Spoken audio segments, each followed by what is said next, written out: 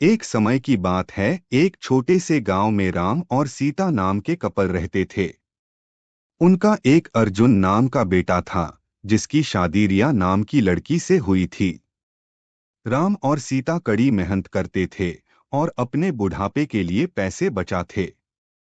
रिया बहुत लालची लड़की थी और हमेशा अपने लिए और चीजें चाहती थी। जैसे जैसे साल बीतता गया, रिया का लालच और बढ़ता गया।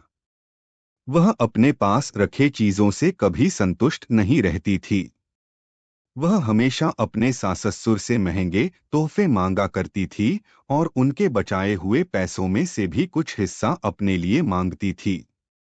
राम और सीता बहुत ही अच्छे पेरेंट्स थे, इसलिए उसकी सारी जरूरतों को पूरा करते थे ताकि परिवार में शांति बनी रहे। वह अपने पति अर्जुन के ऊपर भी दबाव डालती थी कि वह अपने माँ बाप से पैसे और संपत्ति मांगे। वह बहुत ज्यादा संपत्ति इकट्ठा करना चाहती थी, बिना किसी मेहनत के। एक दिन राम और सीता ने यह फैसला लिया कि वह रिया को सबक सिखाएंगे।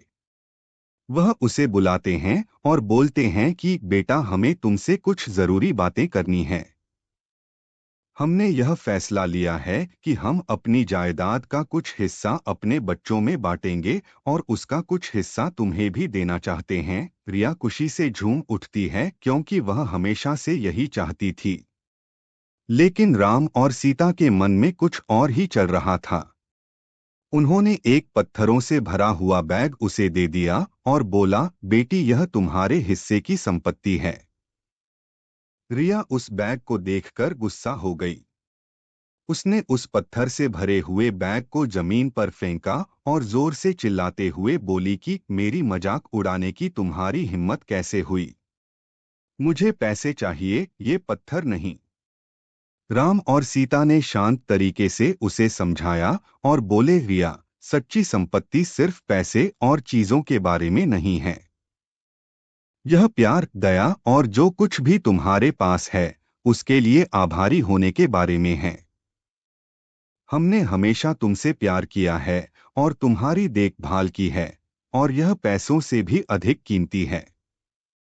रिया को एहसास हुआ कि वह लालच में कितनी अंधी हो गई थी। उसको अपने किए गए बर्ताव के लिए पछतावा होने लगता है। उसने अपने सास और ससुर से माफी मांगी और अपने तरीके बदलने का वादा किया। उस दिन के बाद से उसमें बदलाव आया और वह एक अच्छी बहू बन गई। रिया के बदलाव की बात पूरे गांव में फैल गई और सभी ने एक बेहतर इंसान बनने के लिए उसकी प्रशंसा की।